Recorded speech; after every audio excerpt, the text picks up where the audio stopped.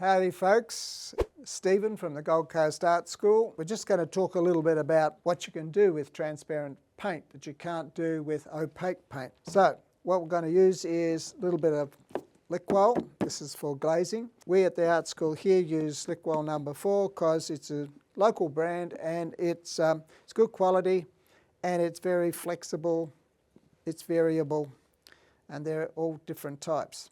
All these have got a little bit of red, yellow and blue in them. This is the crimson that we'd used last time.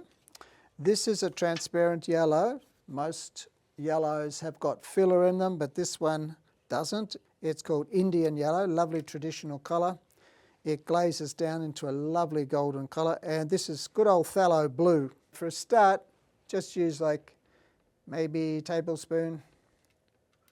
You'll notice that I've put the colour on the side. The reason I do that is I can add mix as much as I want as I go. With glazing, it's a little bit like watercolour washes. Best to start light and then build up once you've got some liquid in place. I'm also using soft brushes, not tough brushes. You can glaze with these bristle brushes, normal ones, but somehow these acrylic brushes are nice and soft. So what glazing can do is adds a little bit of drama and colour change and tinting. Now you notice I'm just busting up the jelly bits here and I'm making sure that the brush is full of glaze before I start. Reason I do that is it makes it a whole lot easier to clean later because less pigment will get in there, and it means that the brush is also protected by this. So I'm going to start off with just some, I'll do the red now, a little bit of crimson, tickling at the side, can you see that? Yep. And then just adding to the middle. Look at that. And these containers are good because you can also see just how strong your glaze is going to be. You see the light reflecting through the bottom of the aluminium and the light bounces back at you, that's great. So I'm going to try a little test patch on some of these. These are just some little textural exercises that students have done. And you can, we'll just try this one. You'll see what happens when you run some crimson over. See how that just gives that instant warmth and loveliness to that. Now because it's a thin coat, be very gentle with it and just smooth it out so you don't have the streaks, unless of course you want to put some streaks in. And then if you wish, you can always reduce that. You can either dab back and create a texture, or you can lightly rub it back. With this desert scene you can create a little bit more, move the clock back and make it the sunset a little bit more.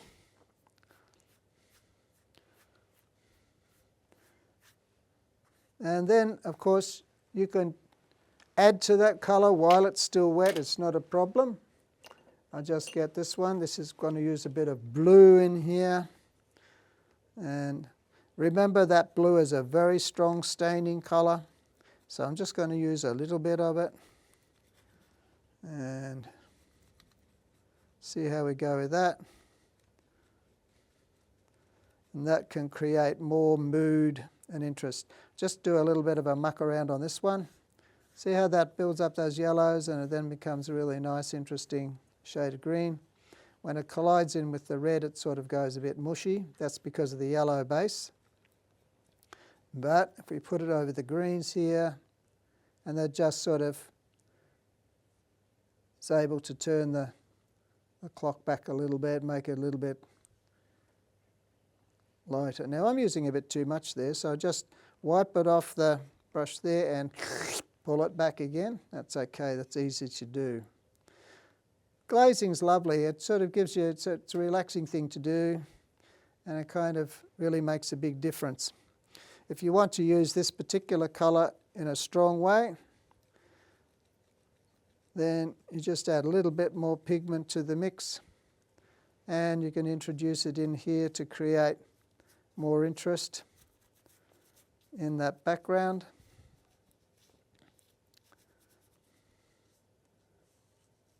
And I avoided that colour because I didn't think it would look so good when it's over the top. It's just going to go an odd sort of a colour.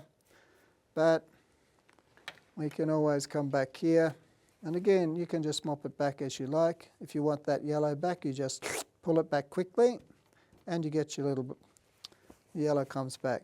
And if you want to smooth that out, just dab that round so it's a nice fade out. You can do that too. This is that Indian yellow. It looks quite dark, almost looks like a brown, a yellowy brown, but see how it breaks down beautifully into this lovely golden colour.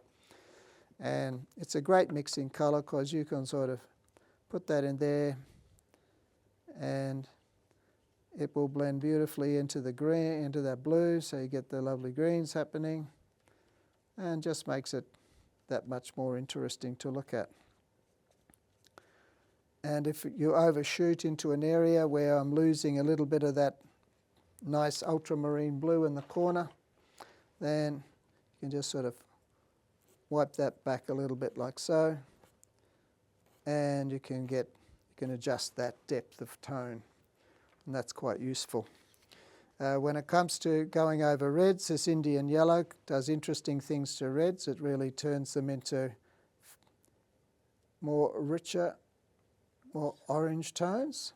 Because purple is the opposite of yellow, I'm not going to go there. I'm just going to avoid it a little bit.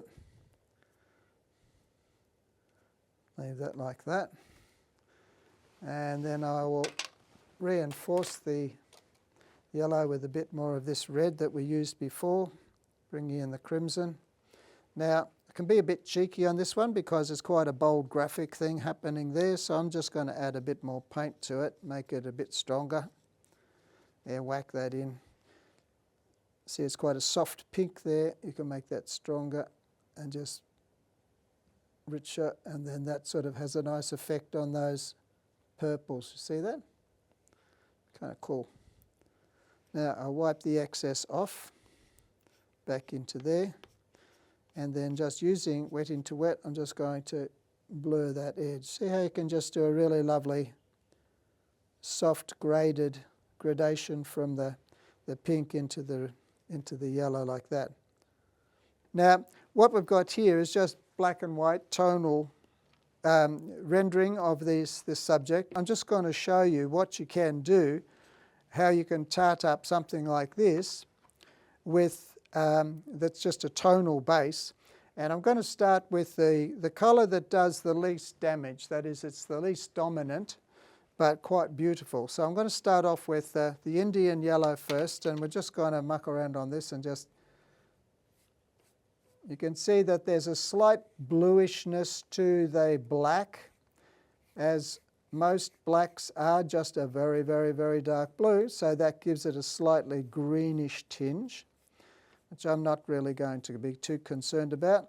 I'm just going to loosely chuck a bit of colour around here, and this will be a give and take situation. I'm just going to kind of play with it a little bit and see what works and what doesn't.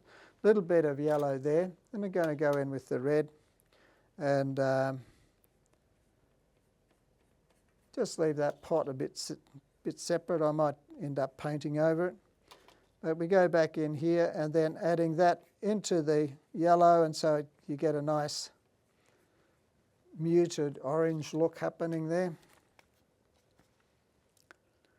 And like so, like so. Because it's transparent paint, you don't lose the tonal information that's underneath. It's still there. What it does tend to do is it tends to enhance that tonal information. I'll just put a bit of a soft border in the foreground.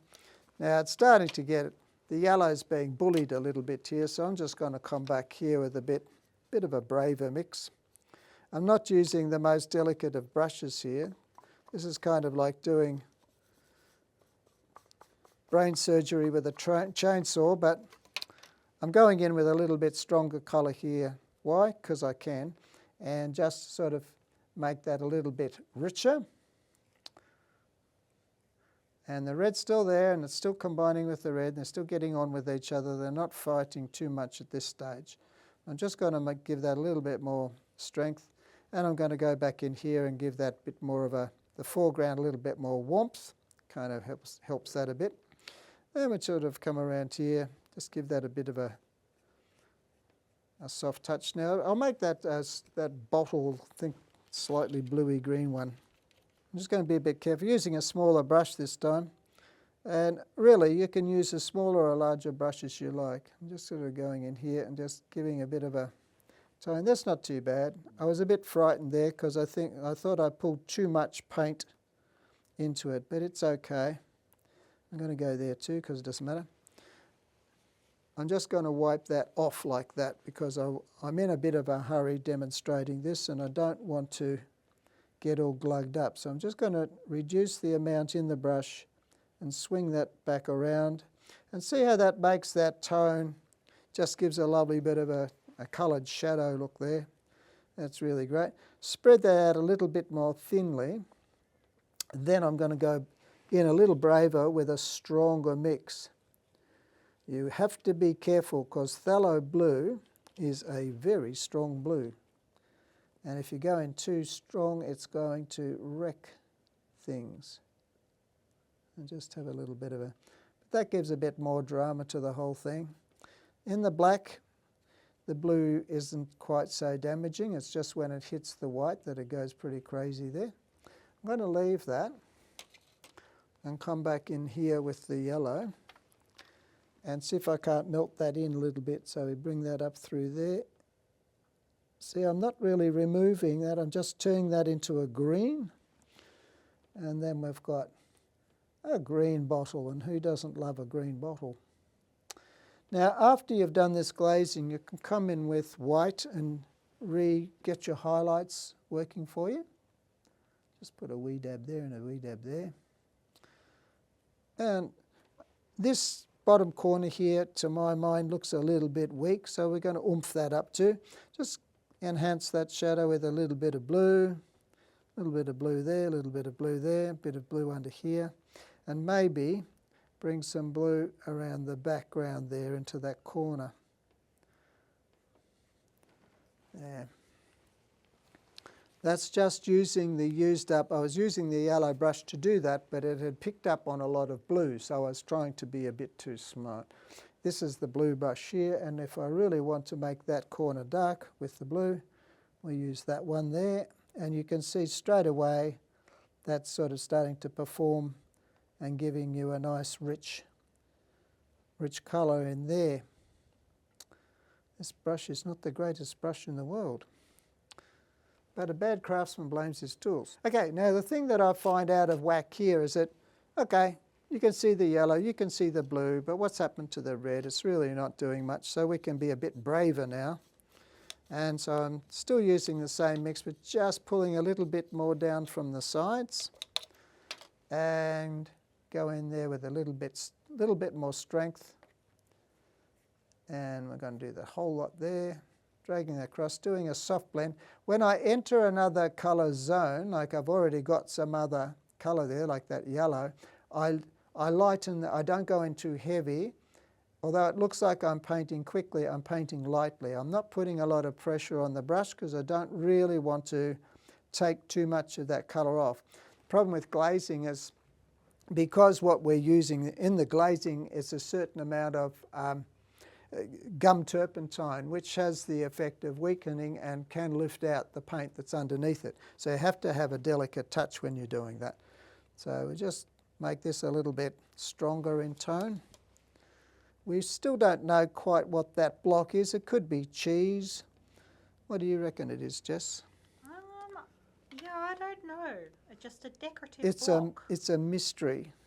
So just going back over that, checking it so the light starts shining, it just makes it a little bit more interesting.